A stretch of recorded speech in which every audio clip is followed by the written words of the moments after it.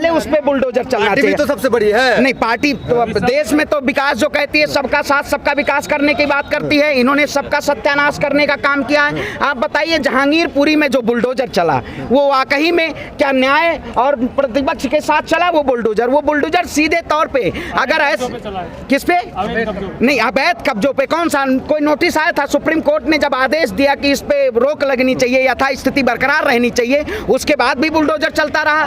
आप आरोप लगाते हैं एक समुदाय पे बुलडोजर चलता है, हालांकि गुप्ता जी का भी तो दुकान टूटी है। नहीं ये देखिए जिस तरह से इस देश में तो वही कहते हैं लगेगी आग तो आए कई घर जग में, यहाँ सिर्फ हमारा मकान थोड़ी है। तो उन लोगों को समझना होगा जिनको आज महंगाई नहीं दिख रही है लेकिन धर्म के नाम पे एक ऐसी सियासत की जा रही है आरएसएस और बजरंग दल के द्वारा। अगर धर्म खतरे में होता तो शायद अमित शाह जी का बेटा भी सीसीआई अध्यक्ष नहीं बनना चाहिए था, उसको संघ और बजरंग में आना चाहिए था, उसको संघ में ज्वाइन करना चाहिए था। इस देश में गरीब को शिक्षा नहीं दे पाएंगे आप, स्वास्थ्य नहीं दे पाएंगे, लेकिन रोजगार के नाम पे उसको झंडा देंगे कि आप मस्जिदों पे फहराने का काम कर दिए। अगर क्या इस देश में आज त्योहार जो त्योहार मनाया जा रहा है वो एक धर्म और विशेष के नाम पे मनाया जा रहा है? ये हमारा चाहे हम रामनवमी मनाते हैं चाहे हनुमान चालीसा मनाते हैं, जिस तरह से एक ऐसे धर्म को प्रदर्शित किया गया है। मैं भी हिंदू समाज से आता हूं, लेकिन क्या हिंदू की परिक्रमा करना जो एक नए तरीके से परिक्रमा की जा रही है कि आप तलवार लेके और बड़े बड़े हथियार लेके आप इस देश में रामनवमी मनाया जाएगा?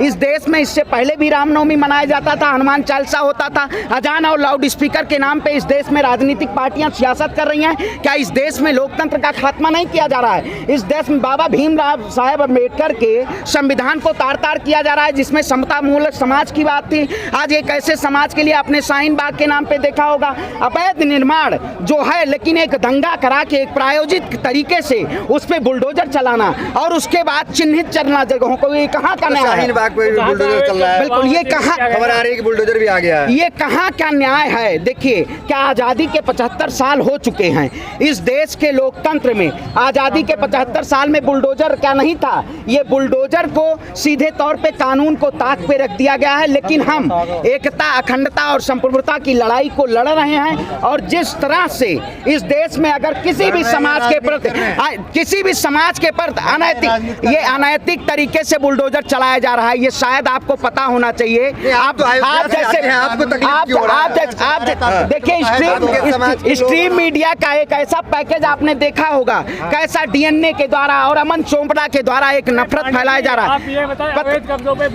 देखिए मैं कहता हूं आदेश गुप्ता के भी जो हैं यहाँ दिल्ली के भाजपा के प्रदेश अध्यक्ष आज तक ने खुद दिखाया है कि आदेश गुप्ता भी अधिग्रहण किए हुए हैं, अवैध कब्जा किए हुए, वहाँ क्यों नहीं बुलडोजर चल रहा है? जो खुद मेयर ने बयान दिया आज तक के न्यूज चैनल से मैं बता रहा हूँ, आज तक ने दिखाया है कि यहाँ पे अवैध कब्जा, उस पे बुलडोजर नहीं चलना चाहिए। क्या सबसे पहले किसी समुदाय को टारगेट कर से उसी के घर पे बुलडोजर चलना चाहिए?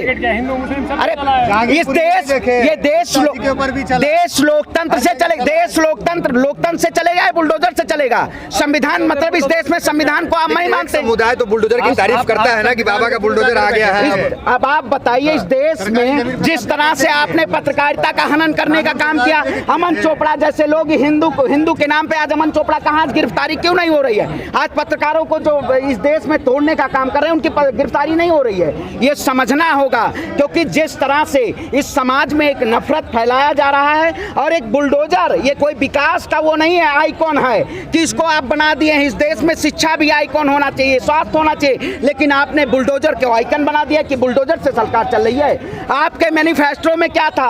आपके मैनिफेस्टो में था make in India, digital India, आत्मनिर्भर भारत। आपके कभी मैनिफेस्टो में बुलडोजर का वो था? आपने बुलडोजर के नाम पे इस देश के गरीब और मजलूम और निर्दोष के घरों पे बुलडोजर चलाने का काम किया कि इस देश का लोकतंत्र कहता है, इस देश के लोकतंत्र में भारत एक धर्मनिरपेक्ष राष्ट्र है और आपने इसको तार तार करने का काम किया। कहता है कि आप सरकारी जमीन पे कब्जा कर लो, लोकतंत्र में कहा लिखा हुआ है सरकारी जमीन नहीं। यहाँ पर आपने क्यों कहा था जहाँ झुग्गी वही मकान? क्यों कहा था बताइए? जहाँ झुग्गी उसमें लिखा था आपने कि अवैध में जहाँ झुग्गी होगी वहाँ मकान नहीं देंगे, कहा था आपने। तो लोकतंत्र में अरे फिर गोदी मीडिया वाली पत्रकारिता कर रहे हैं। आपने कहा था, आपने कहा था गोदी मीडिया वाली पत्रकारिता मत करिए, जहाँ झुग्गी वहीं मकान। तो आप क्यों इस देश की जनता को गुमराह करने का काम कर रहे हैं? धार्मिक मुद्दों में देश की जनता को गुमराह करने का काम कर रहे हैं। आप जैसे ही पत्रकार इस देश की जनता को तोड़ने का काम कर रहे हैं। अगर नहीं, अगर सच्चाई दिखाने का काम करिए तो देश की आवाम से महंगाई पे बुलडोजर चलवाइए, देखिए इस देश में बेरोजगारी चरम पे, उस पे बुलडोजर चलने के लिए तैयार है कि देश की जनता को रोजगार मिले, पढ़े लिखे युवाओं को रोजगार में योग्यता के अनुसार इस देश में नौकरियां नहीं है। लेकिन भारतीय जनता पार्टी बस धर्म हिंदू मुसलमान की दुआई देके कहीं भी कब्जा कर लेंगे सरकारी नहीं। आप बताइए तो क्यों कहे था, आपसे क्या सवाल, सबका साथ सबका विकास सबका प्रयास क्यों कहा था आपने स्लोगन क्यों दिया था भाई? जनता को झूठलाने के लिए आपने झूठ और फरेबी की। मैनिफेस्टो कोई लीगल नहीं है। अच्छा मैनिफेस्टो लीगल तो इस देश की जनता को गुमराह करेंगे आप?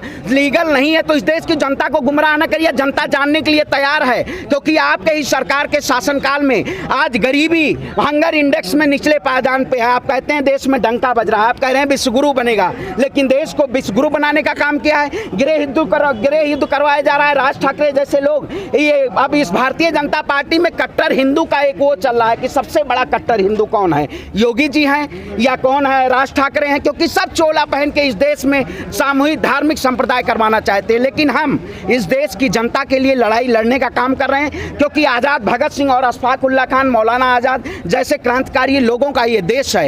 ये केवल भारतीय जनता पार्टी की बपौती नहीं है। भारतीय जनता पार्टी इस देश में अगर नफरत फैलाने का प्यार करेगी, आने वाली नफरत जो होगी वो हमारी नस्लों को बर्बाद कर देगी। इसलिए हम इस लड़ाई को लड़ रहे हैं।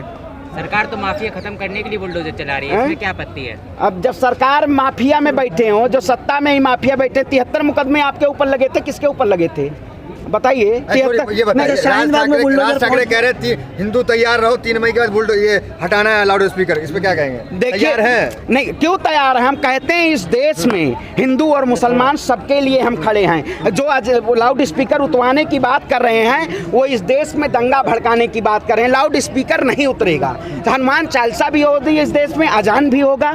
और जिस तरह से इस सरकार ने इस सरकार को जनता को गुमराह करने का काम किया है, ये वाकई में बहुत बड़ी देश के खतरे की घंटी बज चुकी है। आने वाले अगर लोग सतर्क नहीं होंगे तो ये वाकई में देश के लिए बहुत खतरा है। और जिस तरह से एक धार्मिक उन्माद फैलाया जा रहा है, धर्म के नाम पे एक षड्यंत्र किया जा रहा है, राज ठाकरे, साध्वी प्रज्ञा ऐसे जैसे लोग, जो बजरंग मुनि जैसे लोग, ये एक चोला पहन के इस देश में धार्मिक उन्माद फैलाने का काम कर रहे हैं। अगर धार्मिक उन्माद फैलाया जाएगा तो हम इनके खिलाफ आवाज उठाने का काम करेंगे और एक ऐसी तानाशाही अहंकारी सरकार का खात्मा होगा इस देश से, तभी हमारा लोकतंत्र बजेगा।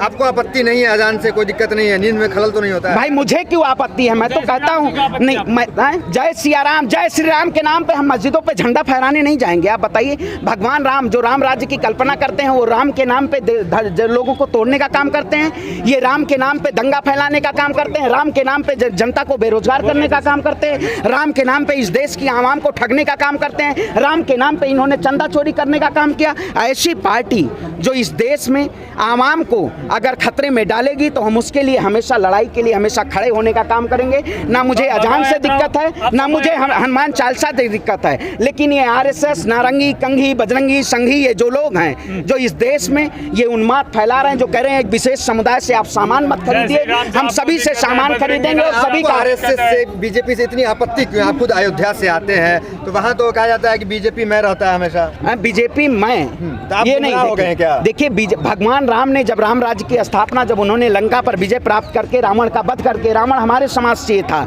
लेकिन रावण अहंकारी था। अगर अहंकार की सरकार इस देश में वही है, अगर जिसका सरकार अहंकारी होगी हम उस सरकार को झुकाने का काम करेंगे। राम राज्य की अस्थाना में वहाँ अजान भी होता है और हनुमानगढ़ी के बगल में ही मस्जिद है। आप अयोध्या जाके देखिएगा, अयोध्या की वो पावन सुंदरता और कोमल सरयू के तट पे बसा हुआ अयोध्या, राम की पैड़ी, जहाँ वो हिंदू और मुसलमान सभी लोग पहुँच के उस एक प्यार और मोहब्बत को एक दिखाने का काम करते हैं। क्योंकि उसी शासनकाल में राम राज्य में ये नहीं कहा गया था कि हमारे लिए हिंदू और मुसलमान इस राम राज्य में स्थापित नहीं है, लेकिन उन्होंने राम राज्य के नाम पे गुंडा राज एक प्रदर्शित करने का काम किया है। आपने जिस तरह से उत्तर प्रदेश हो या देश में आज 3400 से ज़्यादा दंगे हो चुके हैं, पूरे देश में 10 राज्यों से ज़्यादा दंगे प्रभावित राज्य हो गए हैं। आखिर ये किसकी जिम्मेदारी? हमारे देश के प्रधानमंत्री और देश के गृह मंत्री जो कहते कहते हैं अमन चैन की शांति के लिए हम इस देश की शांति के लिए बैठे हुए हैं, आखिर उनका जवाब दंगे पे क्यों नहीं आता है? जवाब अभी तक मैं उनका सुना नहीं हूं। देश के प्रधानमंत्री जी से कहता हूं, देश के गृह मंत्री जी से कहता हूं,